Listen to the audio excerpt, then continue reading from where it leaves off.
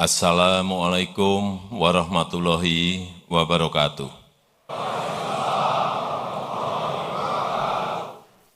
Selamat siang, salam sejahtera bagi kita semuanya. Shalom, Om Swastiastu, Namo Buddhaya, salam kebajikan. Yang saya hormati Presiden terpilih Republik Indonesia tahun 2024-2029 dan sekaligus Menteri Pertahanan Republik Indonesia, Bapak Jenderal Purnawirawan Prabowo Subianto.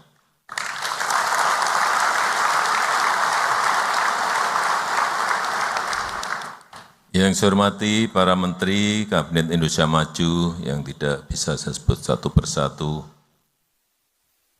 Panglima TNI, Kapolri, Kepala Staf Angkatan, Kasat, Kasal, dan Kasau,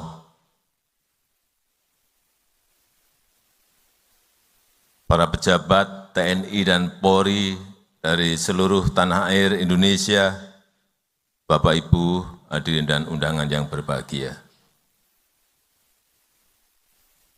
Saya melihat yang hadir di sini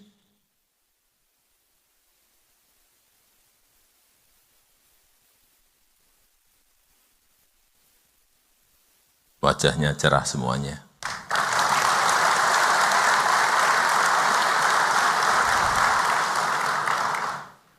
Selamat datang di Ibu Kota Negara Nusantara.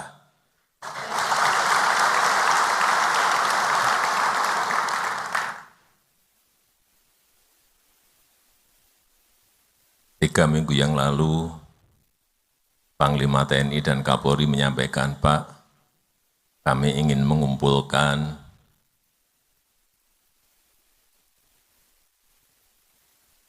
Pangdam, Kapolda, Danrem, Dandim, dan Kapolres dari seluruh tanah air. Saya sampaikan, saya tanya, di Jakarta? Enggak Pak, kalau bisa di IKN. Kenapa harus di IKN? Karena, Pak, banyak yang belum tahu Pak, IKN.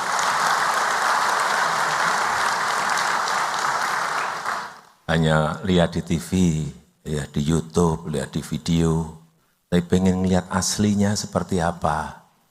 Sebentar, IKN ini belum jadi. Masih dalam proses pembangunan. Mungkin bisa memakan waktu 10 tahun, 15 tahun, dan bahkan 20 tahun. Meskipun saya meyakini Bapak Presiden terpilih pernah menyampaikan kepada saya, akan saya percepat Pak.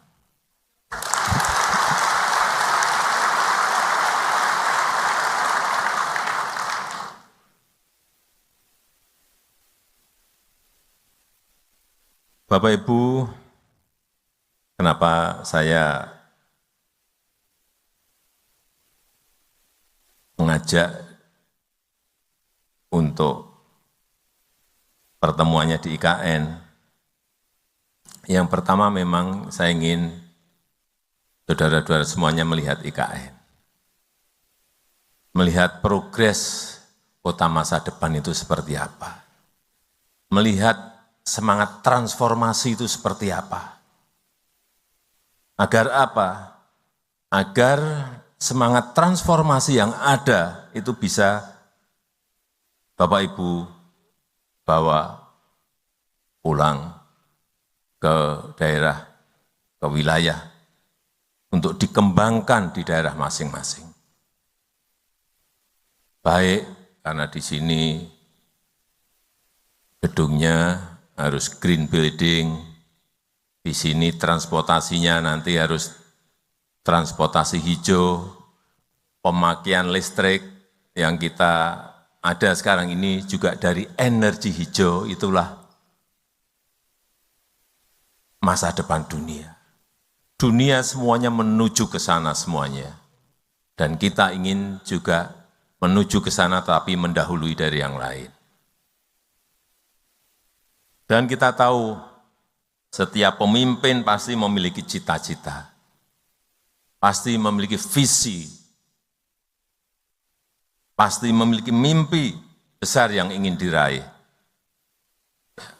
Misalnya, mewujudkan pembangunan Indonesia sentris dalam rangka pemerataan dan keadilan.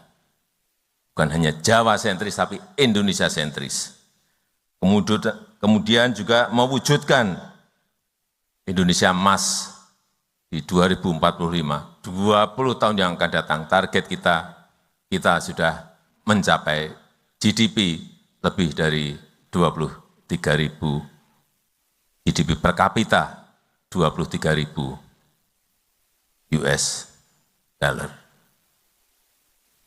Untuk apa? Mewujudkan Indonesia emas 2045 untuk kemajuan dan kemakmuran bangsa. Dan di mana untuk menggapai itu tidak jarang kita mempertaruhkan banyak hal. Karena keputusan besar apapun itu pasti ada risiko, pasti ada tantangan. Dan Bapak Ibu sebagai pemimpin, sesuai dengan tugas dan wewenangnya, sesuai dengan jenjang kepemimpinan di TNI dan Polri, dalam lingkup baik kabupaten, kota, provinsi, maupun nasional, ya harus berani memutuskan, berani mengambil langkah, baik langkah kecil, langkah besar, maupun langkah sedang, semuanya harus berani untuk hal-hal yang berdampak besar bagi negara kita. Mulai dari kabupaten, kota, provinsi, naik ke atas. Menjadi sebuah agregat nasional. Dan juga perlu saya sampaikan bahwa kepindahan IKN, Ibu Kota Nusantara ini bukan sekedar pindah gedung, bukan sekedar pindah istana, bukan sekedar pindah lokasi, atau berubah tempat kerja, bukan itu. Tapi yang kita inginkan, keinginan besar kita adalah ada perubahan pola pikir kita, mindset kita, ada perubahan pola kerja kita, ada perubahan budaya kerja kita. Yang kita inginkan itu, dari yang tidak efisien menjadi efisien, jadi dari yang muter-muter menjadi cepat, ada target waktu, dari yang berbelit-belit menjadi simpel dan sederhana. Karena sudah sering saya sampaikan ke depan, negara yang cepat akan mengalahkan negara yang lambat. Bukan negara besar mengalahkan negara yang kecil. Tidak, negara yang cepat akan mengalahkan negara yang lambat. Untuk apa tadi perubahan pola pikir, perubahan pola kerja, perubahan budaya kerja? Ya, untuk membentuk karakter kepribadian Indonesia maju. Untuk membentuk mental bangsa yang maju. Kalau kita enggak mengarah ke sana, sulit kita bersaing dengan negara-negara lain. Semangat ini yang saya harapkan bisa saudara-saudara bawa sekembalinya dari IKN Nusantara. Semangat memperbaiki tata kelola, semangat memperbaiki manajemen birokrasi, baik yang ada di TNI maupun yang ada di Polri, agar TNI dan Polri semakin profesional. Sehingga rakyat makin merasa terlindungi, sehingga rakyat semakin merasa diayomi, sehingga apapun status sosialnya, baik itu pejabat, baik itu pengusaha, baik itu tukang gorengan, baik itu sopir, semuanya merasa diberi prioritas oleh kerja-kerja kita. Itu yang harus selalu saudara-saudara briefing kepada anak buah, agar ada perubahan besar dari cara-cara melayani, tata kelola, manajemen yang ada di lingkup saudara-saudara.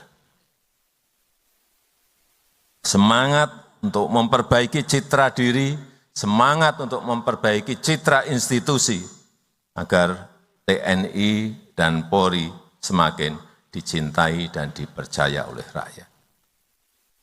Meskipun sekarang ini memang rankingnya sudah tinggi, tetapi kalau kita perbaiki terus itu akan bisa naik lagi. Karena seragam yang saudara-saudara kenakan itu dampaknya sangat besar sekali.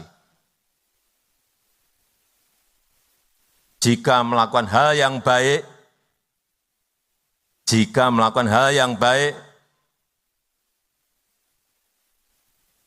saudara-saudara semuanya akan dicintai dan dihormati rakyat.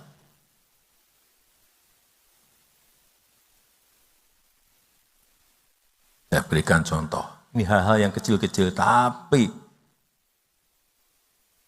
menjadi hal-hal yang humanis. Polisi ngambil rapot anak yatim, ini di Bandung. TNI membantu motor mogok seorang ibu di Pontianak. Ini hal-hal seperti ini, hal yang humanis. Polisi membekuk oknum bersenjata di Jakarta. Ini sekali lagi hal-hal yang humanis, di mana masyarakat merasa diayomi dan dilindungi. Dan kalau sudah ada yang ngambil, klik, naik, ini akan menjadi hal, kalau ini tadi yang saya berikan contoh 3 hal tadi, semakin banyak itu dinaikkan akan semakin baik bagi citra institusi dan kepercayaan terhadap institusi. Tapi sebaliknya, jika saudara-saudara melakukan hal yang dinilai buruk, maka dampak negatifnya juga akan besar. Hati-hati mengenai ini. Misalnya, ketahuan atau terlibat judi online.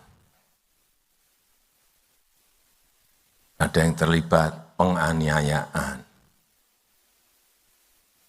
Ada yang terlibat narkoba. Terlibat pelecehan. Ini akibatnya terhadap institusi juga akan, kepercayaan akan turun. Karena apa? Ya, sekarang ini zaman keterbukaan, kita semua harus sadar, sekarang ini ada zaman keterbukaan. Hal-hal yang saudara-saudara anggap itu sepele, itu kecil, bisa menjadi sesuatu yang sangat besar.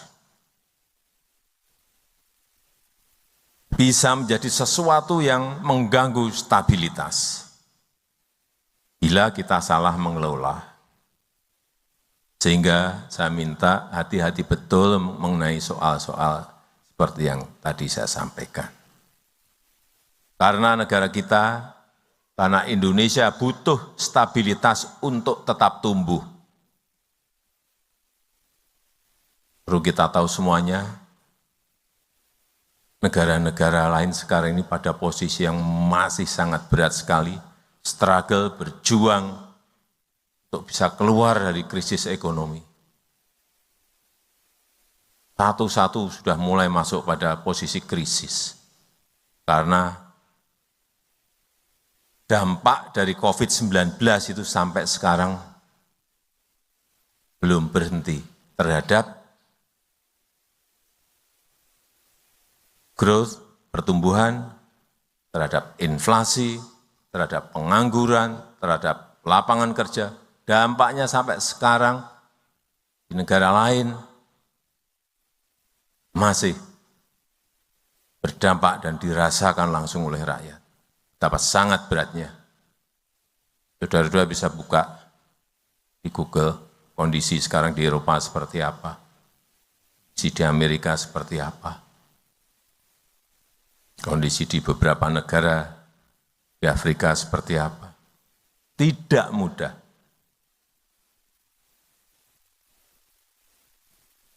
...96 negara masuk menjadi pasiennya IMF. Sekali lagi, negara kita Indonesia butuh stabilitas untuk tumbuh. Butuh stabilitas untuk melakukan pembangunan. Enggak mungkin negara yang berkonflik bisa membangun, enggak mungkin. Coba aja lihat di negara-negara di Timur Tengah yang konflik. Sudah berapa tahun mereka berkonflik, apa bisa membangun? Enggak mungkin bisa. Enggak mungkin tumbuh dan enggak mungkin bisa membangun. Di mana untuk menjaga stabilitas itu butuh TNI dan Polri yang profesional. Butuh TNI dan Polri yang dipercaya oleh rakyat. Sekali lagi, apalagi di tengah dunia yang sedang tidak baik-baik saja. Rivalitas, geopolitik yang memanas, perang dagang, perlombaan senjata, menambah ketidakpastian dunia, dan membuat tantangan-tantangan saat ini menjadi sangat kompleks, sulit diselesaikan dalam lingkup global, juga sangat sulit dikalkulasi. Kalau keadaan nggak normal seperti sekarang ini, keadaan global nggak normal seperti ini, sulit dikalkulasi, sulit dihitung. Mau ngitung kurs dolar ke rupiah, sulit. Mau berhitung harga minyak tahun depan berapa atau tahun ini diperkirakan, sangat sulit kalkulasinya. Nggak kayak keadaan normal itu, kalkulasinya selalu hampir tepat, meskipun nggak bisa tepat, tapi hampir tepat. Sekarang ini penuh dengan ketidakpastian sehingga kalkulasinya sangat sulit. Dan saat ini negara kita berada dalam fase yang sangat penting.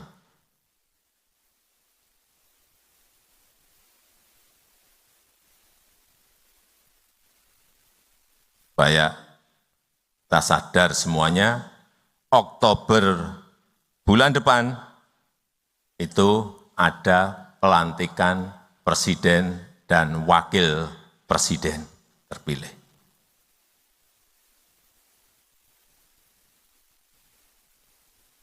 Satu bulan lebih sedikit akan ada pelantikan presiden dan wakil presiden terpilih.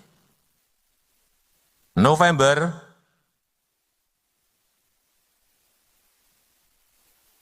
akan ada pemilihan serentak, pilkada serentak kepala daerah, baik itu gubernur, bupati, dan wali kota. Sehingga saya minta TNI dan Polri harus betul-betul menjaga stabilitas yang sudah terjaga sampai saat ini. Hal-hal yang kecil-kecil segera selesaikan. Jangan menjadi sebuah persoalan yang membesar. Segera, secepatnya.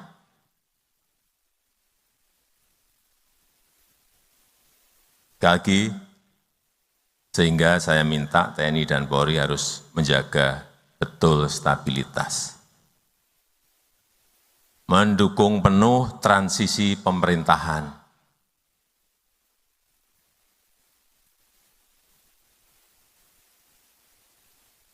agar mulus. Pemerintahan yang saya pimpin akan dilanjutkan oleh pemerintahan baru yang dipimpin oleh Bapak Jenderal TNI Purnawirawan Prabowo Subianto.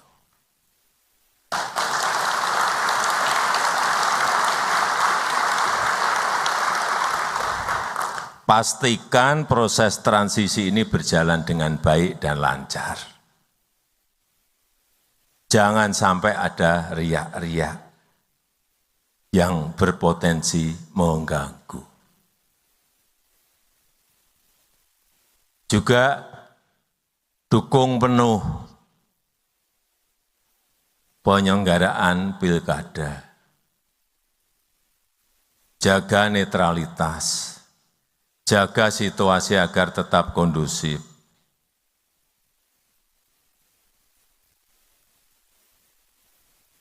Terakhir, saya ingin mengingatkan kembali terkait dengan kekerasan kepada perempuan dan anak. Saya minta TNI dan Polri bisa menjadi institusi yang pertama.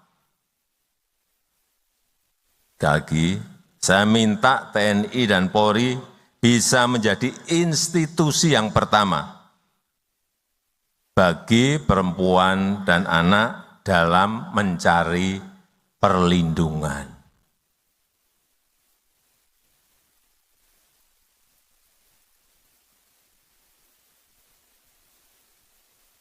Di dalam pikiran para perempuan dan anak, mikirnya kalau minta perlindungan itu di sini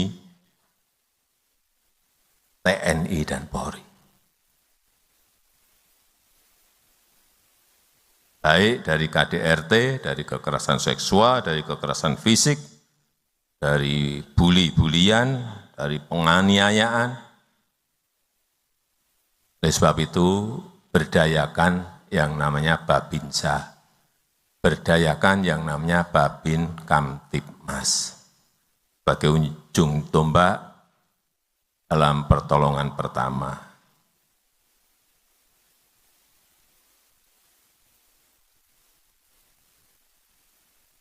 Sebelum menutup, saya ingin menyampaikan ucapan terima kasih yang sebesar-besarnya atas dedikasi, atas kerja keras saudara-saudara selama ini. Pencapaian bangsa kita pada hari ini tentu tidak lepas dari peran, dari kerja keras seluruh TNI dan Polri, seluruh anggota TNI dan Polri.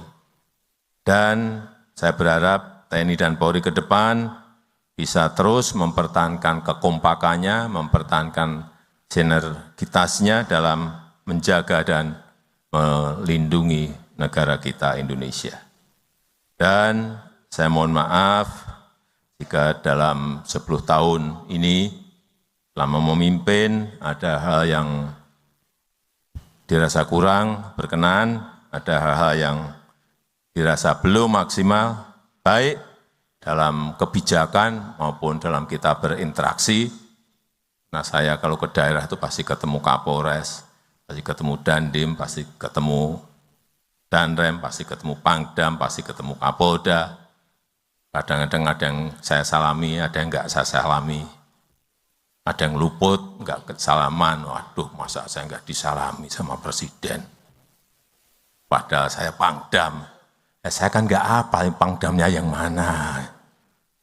Kapolda yang mana kalau enggak ngenalin. Polresnya yang mana, Dandimnya yang mana, dan remnya yang mana. Kalau luput nyalami saja bisa masalah.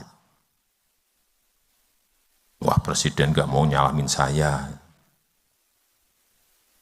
Sekali lagi, saya mohon maaf jika 10 tahun lama memimpin, ada hal yang kurang berkenan, ada hal yang belum maksimal dan belum baik, baik dalam kebijakan maupun dalam berinteraksi. Dan mumpung masih berada di IKN, setelah kegiatan nanti, kita akan foto bersama, tapi di saudara-saudara juga akan saya ajak keliling. Saya tahu enggak mungkin kalau di TNI dan Polri kan enggak mungkin ada yang 1-2 tahu-tahu ke sumbu kebangsaan sendiri. Tapi pengen, tapi enggak berani ke sana lah, nanti saya ajak.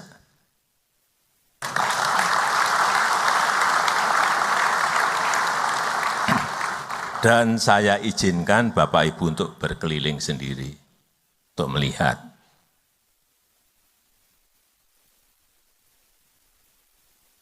Saya rasa itu yang ingin saya sampaikan dalam kesempatan yang baik ini. Terima kasih, saya tutup. Wassalamualaikum warahmatullahi wabarakatuh.